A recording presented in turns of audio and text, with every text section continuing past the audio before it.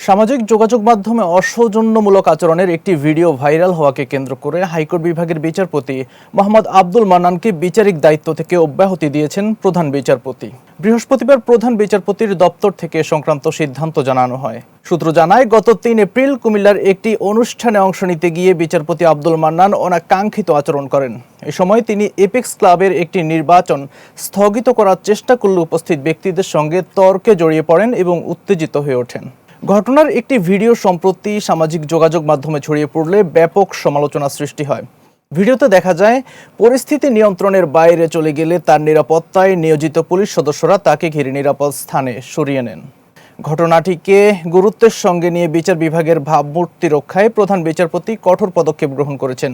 এরই অংশ হিসেবে সুপ্রিম কোর্টের পুনর্গঠিত বেঞ্চ ও দৈনন্দিন কার্যতালিকা থেকে বিচারপতি আব্দুল মান্নানের নাম বাদ দেওয়া হয়েছে।